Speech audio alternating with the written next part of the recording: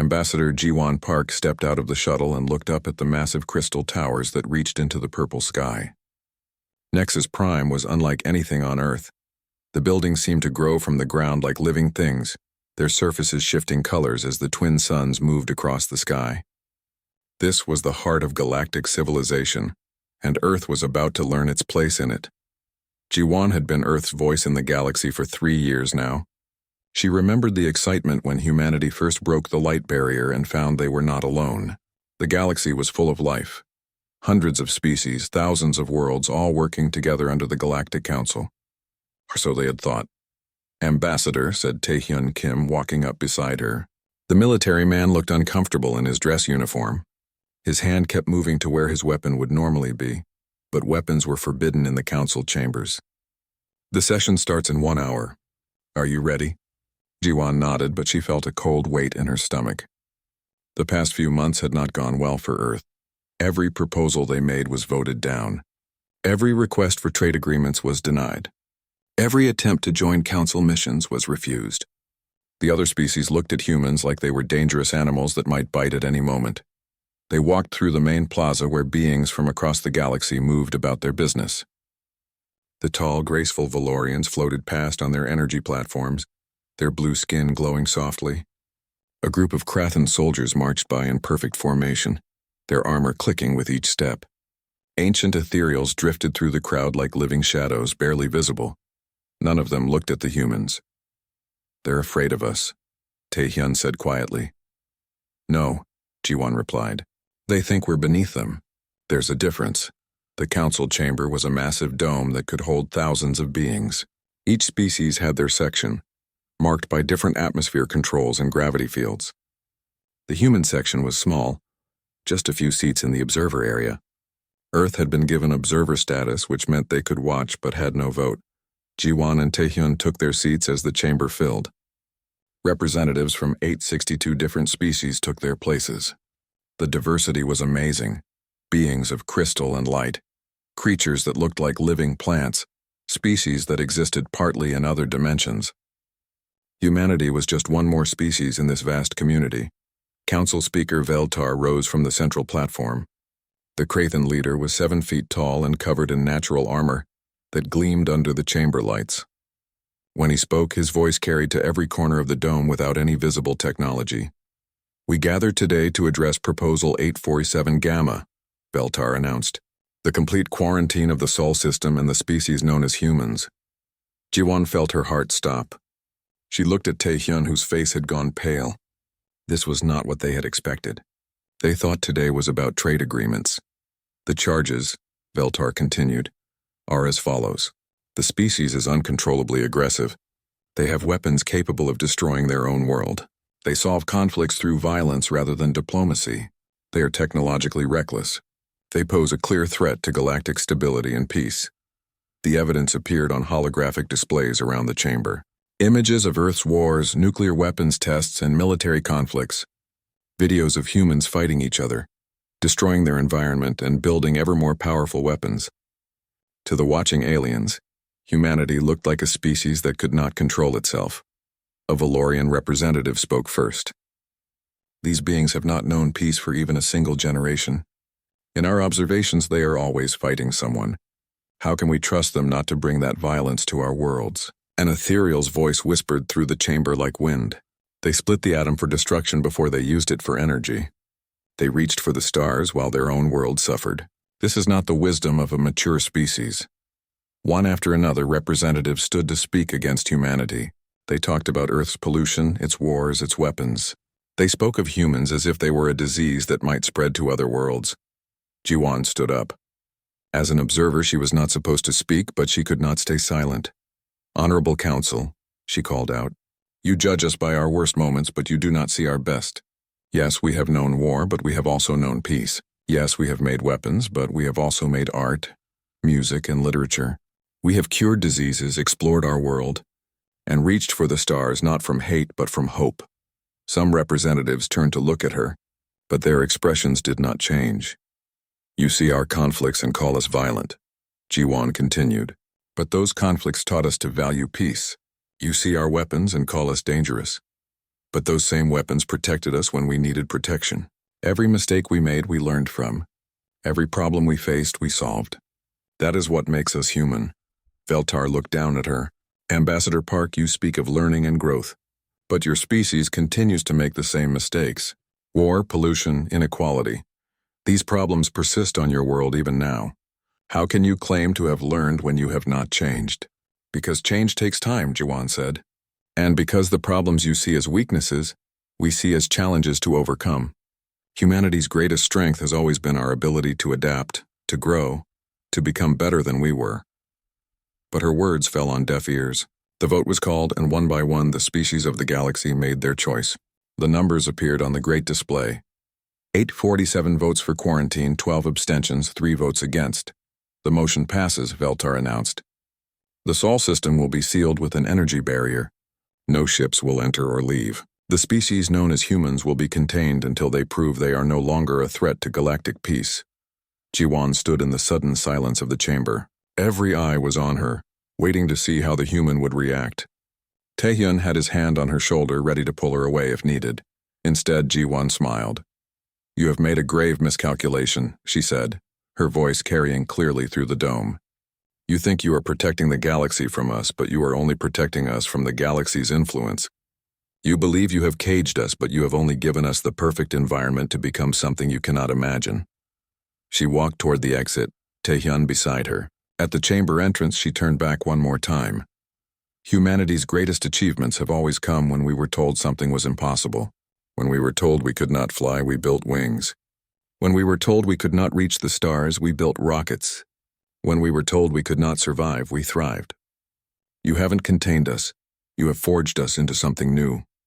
The shuttle ride back to Earth was quiet. Taehyun finally spoke as they entered Earth's atmosphere. What do we tell them back home? Jiwan looked out at the blue and green world below, at the cities and lights that marked human civilization. We tell them the truth. The galaxy has declared us too dangerous to be free. Now we show them what dangerous really looks like. 2 years had passed since the barrier went up, and Earth had changed in ways no one could have predicted. Dr. Min-jae Choi stood in the observation deck of the new orbital station, watching ships that moved like nothing the galaxy had ever seen. The vessels bent space around them, shifting through dimensions that most species did not even know existed. Status report, Min-jae said into his communicator. All systems green, came the reply from Captain Hyun-woo Lee aboard the lead ship. The quantum drive is stable. We're ready for the next test. Min-jae nodded and made notes on his tablet. As Director of Unified Earth Sciences, he oversaw humanity's response to isolation. When the galaxy locked them away, every nation on Earth had put aside their differences. There were no more separate space programs, no more competing research projects. Every scientist, every engineer, every brilliant mind on the planet was working toward one goal. The barrier that surrounded the Sol system was meant to keep humans in, but it had become something else entirely. It was a laboratory wall, and behind it humanity was conducting experiments that the galaxy had deemed too dangerous to allow. Beginning quantum phase test, Captain Lee announced. Min-jae watched as the ship in front of him seemed to become transparent, then disappeared entirely. For a moment there was nothing but empty space.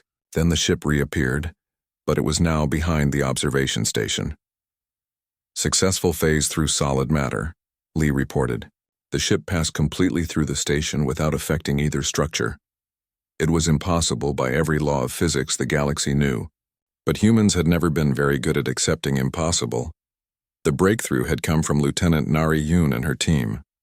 They had been working on communication systems when they discovered something extraordinary. Human consciousness could be linked through quantum networks, allowing instant coordination across vast distances. What the aliens saw as humanity's greatest weakness, their tendency to fight each other, had become their greatest strength. Lieutenant Yoon, report to the bridge, Min-jae said into his communicator.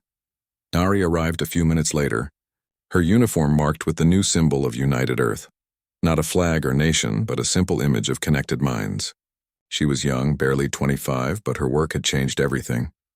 The consciousness network is operating at full capacity, she reported. All ships, all stations, all ground facilities are linked. Response time for coordinated actions is now measured in milliseconds. And the crew adaptation? Better than expected. The pilots say it's like having 1,000 minds thinking as one, but each person still remains themselves. We can share thoughts, strategies, even skills, but we don't lose our individual personalities. Minjae smiled. The galaxy had looked at human conflict and seen chaos. They had missed the fact that through all their fighting, humans had learned to understand each other better than any other species understood itself.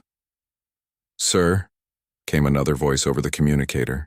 "Engineer Do-Hyun Jang needs to see you in Construction Bay 7. Minjae made his way through the station's corridors. The place was massive, built in the 2 years since the quarantine began. It served as shipyard, research facility, and command center all in one. But it was more than that. It was proof that humanity could build something greater than the sum of its parts. Engineer Jang was waiting beside what looked like a weapon, but Minjae knew it was much more than that. The device was sleek and silver, covered in patterns that seemed to shift when you looked at them directly. "The reality anchor is complete," Jang announced. "We can now fix the laws of physics in a localized area, preventing enemy ships from using their own exotic technologies." "And our ships?" "Our ships don't rely on bending natural laws. They work with quantum mechanics that exist in all dimensions. The anchor won't affect us, but it will ground any ship that depends on manipulating space-time." Minjae walked around the device, amazed at what human ingenuity had created. In 2 years, they had gone from barely understanding faster-than-light travel to building technology that could rewrite reality itself. "There's something else," Jang continued. "We've been monitoring the barrier. It's not as stable as the Council thinks. There are fluctuations, stress points. If something hit it hard enough from the outside, it would fail," Minjae finished. "Yes. And when it does, we'll be ready." Minjae left the construction bay and made his way to the command center. Admiral So-Young Bae was there, studying tactical displays that showed the entire Sol system. The barrier appeared as a shimmering dome around everything, but Minjae could see the stress readings Jang had mentioned. "Admiral," he said, "how many ships do we have ready?" 57 of the new class vessels," she replied. "Each one capable of independent action or perfect coordination with the others. Each one equipped with technology the galaxy has never seen. And crews? Every pilot has been through the consciousness linking process. They can think and act as one mind while maintaining their individual skills and judgment. It's like having an entire fleet commanded by one tactical genius, except that genius is made up of thousands of the best minds humanity has ever produced." Minjae looked at the tactical display. Earth's orbital defenses were unlike anything that had ever existed. Ships that could phase through matter, weapons that could fix the laws of physics, and crews that could coordinate perfectly without any delay for communication. The galaxy had tried to contain humanity's chaos, but they had only given humans the perfect environment to channel that chaos into purpose. "Sir," called out Communications Officer Hanaseo, "we're picking up something strange from outside the barrier." "What kind of strange?" "Unknown ships. Lots of them. They don't match any Council configurations, and they're moving in formation toward the Krathan border worlds." Admiral Bay moved to the communication station. "Can we get a visual?" The main screen lit up with an image from deep space. Ships that looked more like living creatures than machines were moving in a massive swarm. They had no visible weapons, no clear propulsion systems, but they moved with a purpose that was unmistakable. "Those aren't Council ships," Minjae said. "No," Admiral Bay agreed. "And if they're heading for Krathan space, they're not friendly." Suddenly, alarms began sounding throughout the station. The barrier around the Sol system flickered, then stabilized, then flickered again. "What's happening?" Minjae demanded. "The barrier is failing," reported Engineer Jang over the communicator. "Something is affecting it from the outside. Whatever those ships are, they're interfering with the Council's containment technology." Admiral Bay turned to her command staff. "All ships to ready status.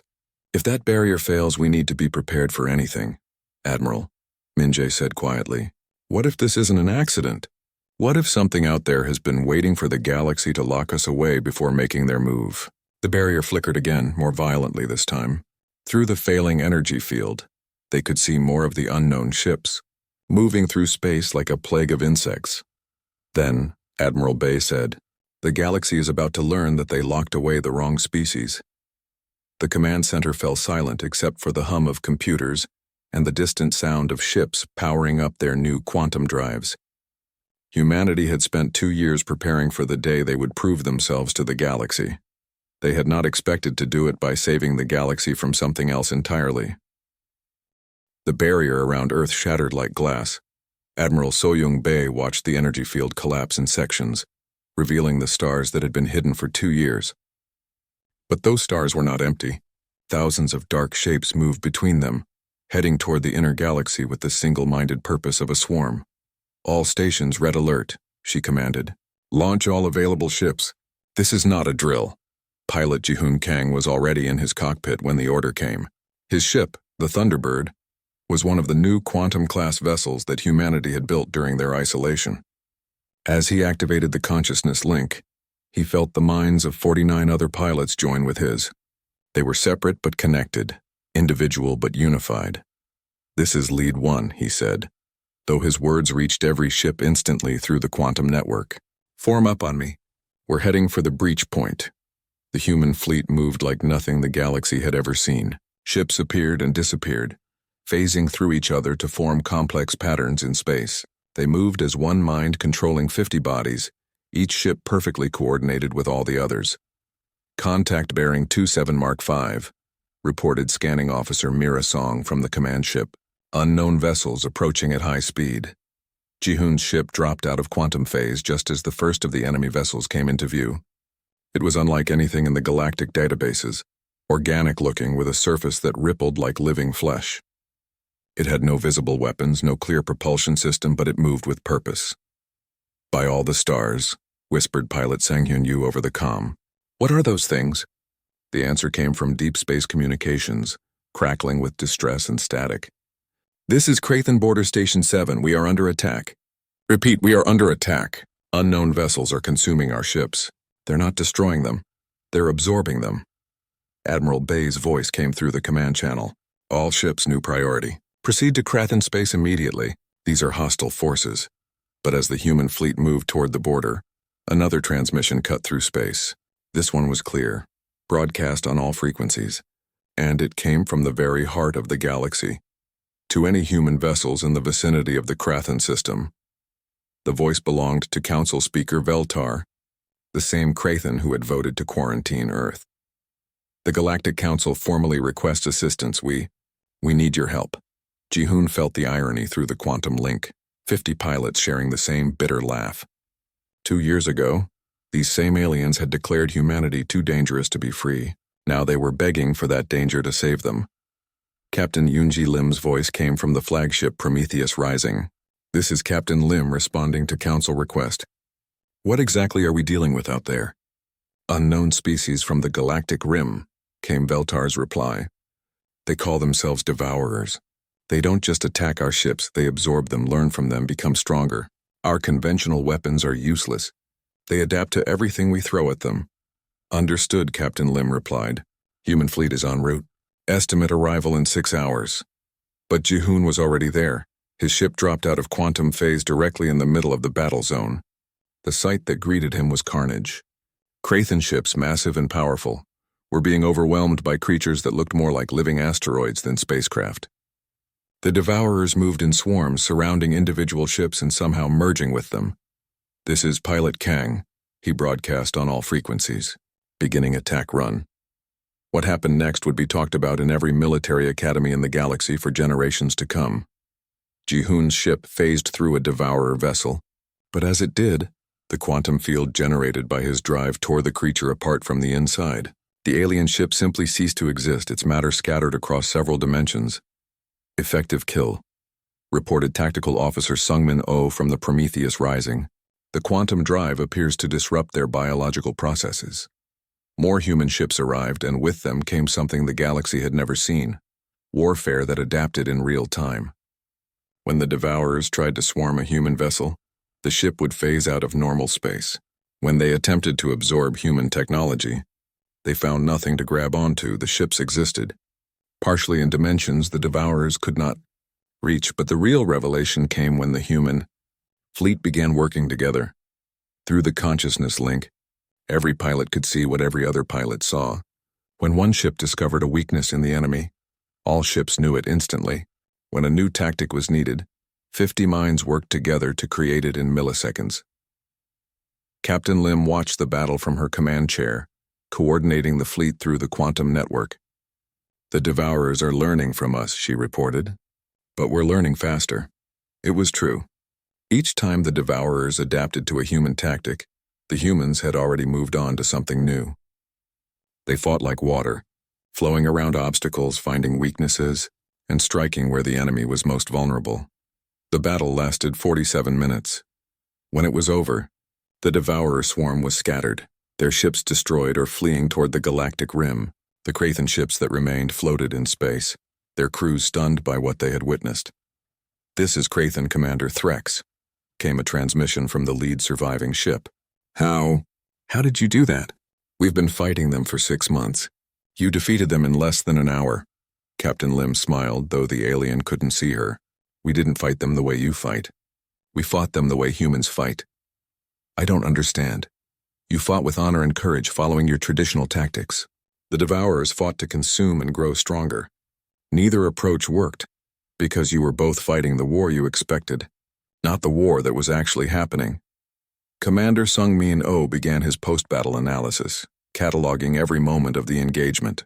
What he found would change how the galaxy thought about warfare forever. "The key," he explained to Admiral Bay, "is that we didn't just fight to win. We fought to end the war. Every shot we fired, every tactic we used was designed not just to defeat the enemy in front of us, but to make sure they couldn't come back stronger. While the Krathen had focused on destroying individual ships, humans had systematically dismantled the Devourer command structure, supply lines, and breeding facilities. They had fought the entire enemy civilization, not just its military." Admiral Bay opened a channel to the council chambers on Nexus Prime. "This is Admiral Bay of United Earth Forces. The Devourer attack on Krathen space has been neutralized. We are standing by for new orders."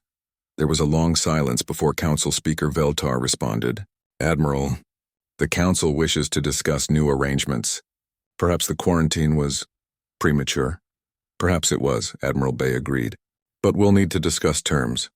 Humanity is not the same species you locked away 2 years ago." Through the view screen she could see Earth in the distance, no longer caged behind an energy barrier. Humanity had been freed not by their own efforts but by the galaxy's need for the very danger they had tried to contain. The irony was not lost on her. The galaxy had created exactly what they feared most: a human military that was more advanced, more coordinated, and more effective than anything that had ever existed.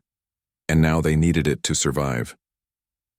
General Young Jae Choi stood before the largest holographic display ever constructed, showing the entire galaxy in real time. Red markers indicated Devourer attacks, and there were far too many of them. The enemy had not been defeated at Krathen space. They had only been driven back to regroup. "Status report," he said to the assembled commanders. Intelligence analyst Haeun Song stepped forward, her datapad glowing with information that made everyone in the room uncomfortable. "The Devourers are not just another aggressive species," she began. "They are a galactic-level extinction event. They don't conquer worlds. They consume them completely, absorbing all life, all technology, all knowledge." She gestured to the display, and images of devastated worlds appeared. What had once been thriving planets were now empty husks, their surfaces stripped of everything that had once made them alive. "The Council military doctrine hasn't evolved in over 1,000 years," Haeun continued. "They fight wars of attrition and honor following established protocols. The Devourers fight to survive and grow. Neither approach will work against what's coming." General Choi nodded grimly. "How long do we have?"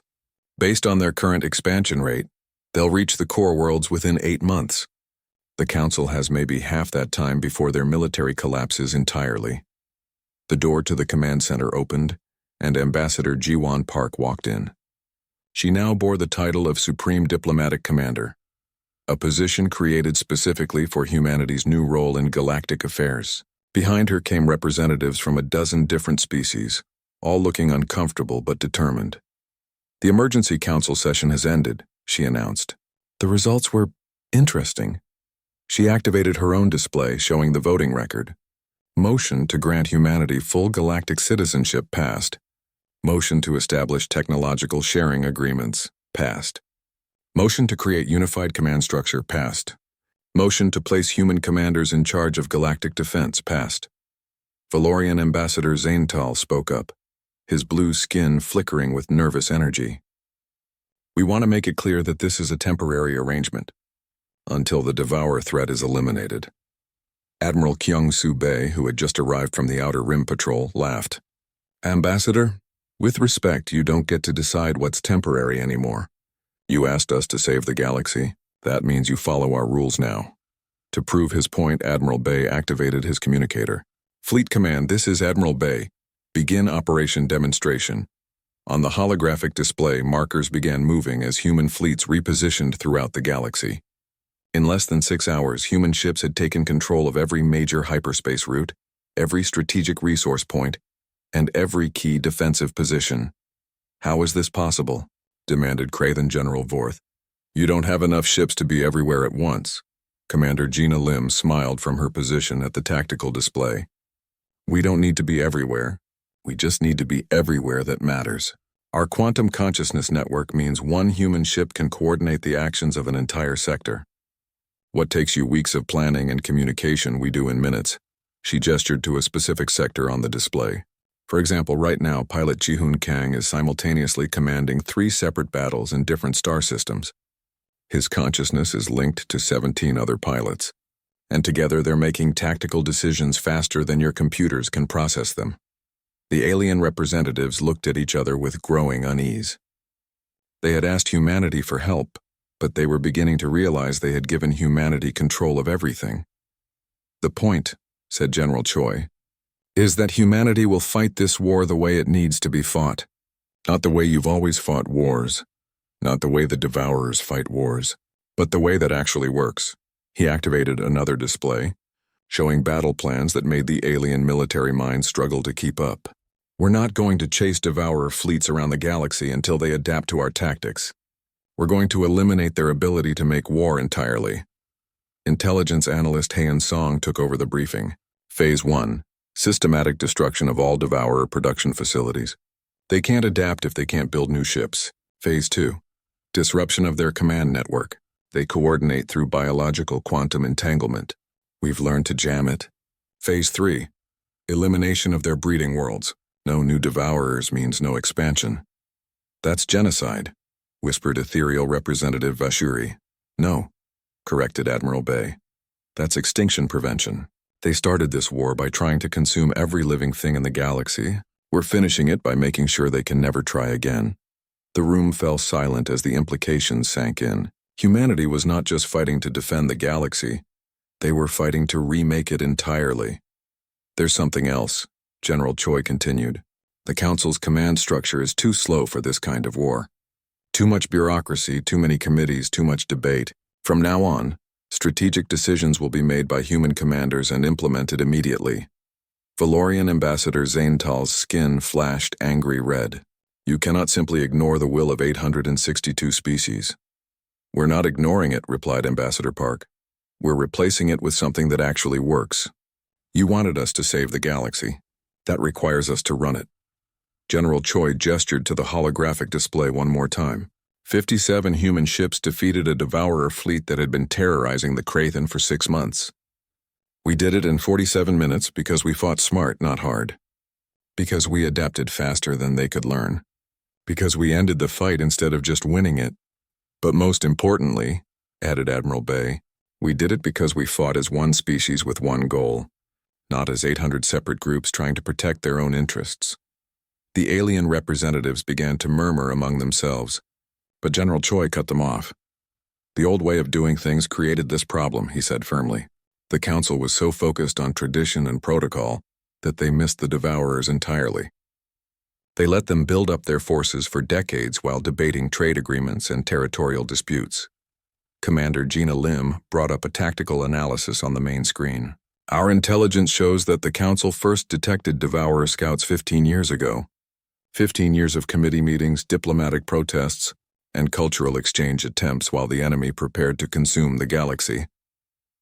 Humanity has been in space for 5 years, continued General Choi. In that time, we've solved faster-than-light travel, developed quantum consciousness networks, created ships that can phase through matter, and built weapons that can rewrite the laws of physics. We did all of that while locked behind your barrier. He walked closer to the alien representatives and his voice became very quiet. Imagine what we can do now that we're free. The room was completely silent for a long moment.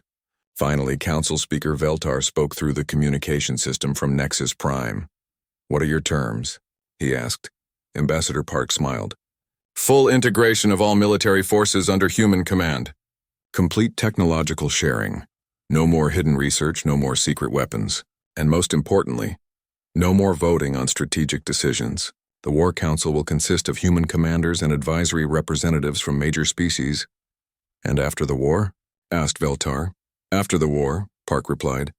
We'll see if the galaxy has learned to trust the species they once thought too dangerous to be free. General Choi looked around the room at the faces of beings who had once considered themselves humanity's superiors.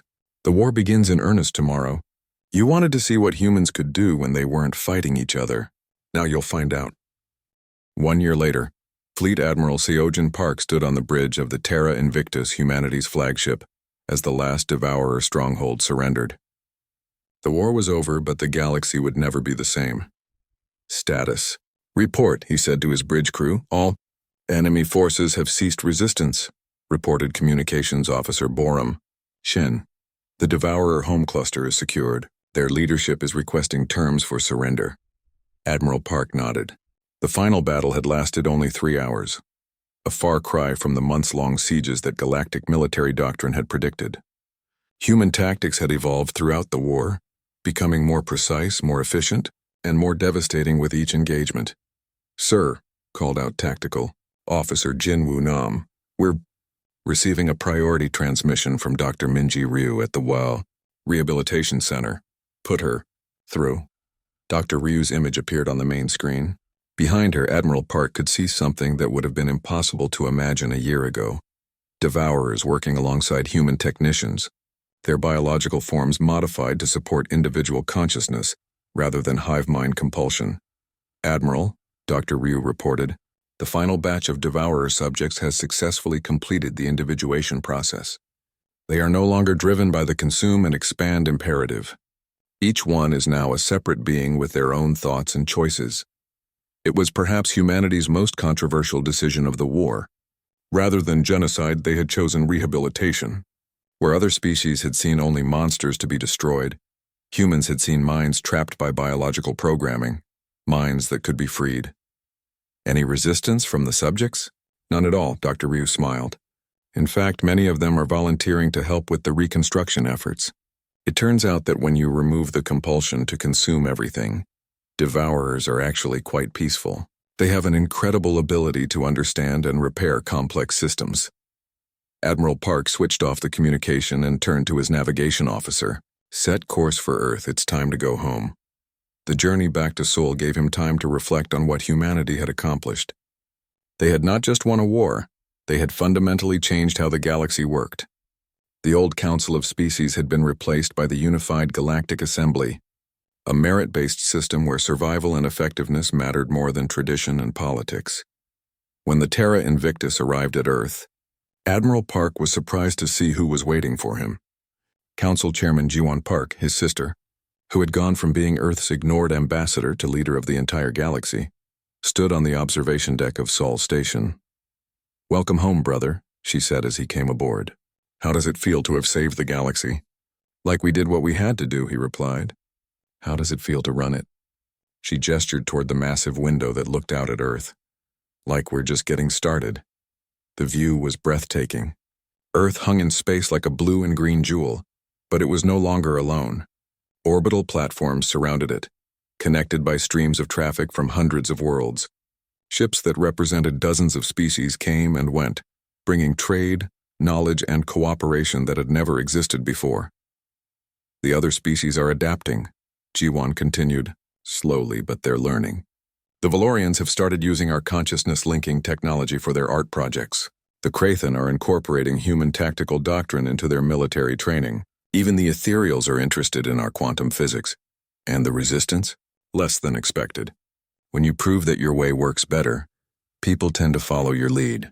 The war with the Devourers could have lasted decades and destroyed half the galaxy. Instead, it lasted 1 year and ended with rehabilitation rather than extermination. They walked through Sol Station, past laboratories where human and alien scientists worked together, past training facilities where mixed-species crews learned to operate the new generation of ships, past diplomatic offices where the future of galactic civilization was being planned. Director Taehyun Kim met them at the central hub, where a massive memorial had been constructed. It was not dedicated to human victory but to the lesson learned. An inscription written in every galactic language read, "They sought to contain our chaos. Instead, they unleashed our purpose." The memorial was Ambassador Veltar's idea, Director Kim explained. He said it was important to remember what happens when fear makes decisions instead of wisdom. Admiral Park looked at the memorial and felt a strange sense of completion. "Where is Veltar now?" "Leading the expedition to the Andromeda Galaxy," Ji-won replied. "He volunteered to take the first mixed-species crew on a long-range exploration mission. Said he wanted to make sure that if we meet other galactic civilizations, we approach them with cooperation instead of suspicion." "And the Devourers?" Director Kim gestured to another section of the station. "Most of them have chosen to join the reconstruction efforts. They're helping to rebuild the worlds they damaged during their expansion. A few have asked to join exploration missions. They're incredibly good at understanding alien technology and environments." As they continued their tour, Admiral Park noticed something that made him smile. In every section of the station, humans and aliens worked together without the rigid hierarchies that had defined galactic society for millennia. Species that had barely spoken to each other before the war now collaborated as equals. "There's something else," Ji-won said as they reached her office. "Something we need to discuss privately." She activated a secure communication system and brought up a star chart that showed the edge of known space. "Long-range sensors have detected something. The display showed energy signatures unlike anything in their databases. Not Devourer, not Council, not human. Something entirely new was moving at the very edge of galactic detection range." "How far out?" Admiral Park asked. "At least 2 years at maximum speed," scanner operator Borum Shin reported from the communication link. "But sir, the signatures are massive. Whatever it is, it's bigger than anything we've encountered." Admiral Park studied the readings. The energy patterns were complex, organized, clearly artificial. "Another galaxy-spanning civilization?" "Possibly," Ji-won replied. "Or something else entirely. The point is, we have time to prepare, time to learn, time to approach first contact the right way." Admiral Park nodded. The galaxy had learned its lesson about judging others too quickly. "What does the Assembly want to do?" "Send an expedition. Mixed crews, multiple species, full diplomatic protocols. And they want you to lead it, me? You ended the last galactic war in a year. You turned the most feared species in known space into allies. If anyone can make first contact with unknown aliens without starting another war, it's you." Admiral Park looked out the window at the stars beyond Earth's solar system. The galaxy that had once seemed so vast now felt small, familiar. Humanity had gone from quarantined primitives to galactic leaders in less than 5 years. They had proven that diversity and cooperation were stronger than tradition and hierarchy. But the universe was vast, and there were always new challenges ahead. "When do we leave?" he asked. 6 months, Ji-won replied. "Captain Hyunwoo Lee is assembling the crew now. Representatives from 37 species have volunteered. Even some of the rehabilitated Devourers want to come." Admiral Park smiled. The galaxy had finally learned what humanity had always known. That strength came not from being the same, but from working together despite being different. The unknown signals from deep space pulsed on the display, mysterious and potentially dangerous. But Admiral Park felt no fear.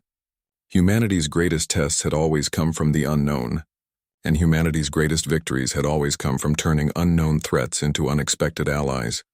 "The Galaxy Council voted against Earth," he said quietly. "They thought we were too dangerous to be free." "And they were right," Ji-won replied. "We were dangerous. Dangerous to the old way of thinking. Dangerous to the idea that different meant enemy. Dangerous to the belief that the universe was too big and too hostile for cooperation to work." Admiral Park looked at his sister, who had gone from representing an ignored species to leading the most successful galactic government in known history. "Think the next civilization will be ready for us?" "I think," she said with a smile, "they're about to find out." Outside the window, Ships from 100 worlds moved through space in perfect harmony, carrying the message that had become humanity's greatest gift to the galaxy. The differences were not divisions, but opportunities to become something greater than any single species could achieve alone. The stars stretched endlessly ahead, full of unknowns and possibilities, and humanity, along with their new galactic family, was ready to meet whatever came next.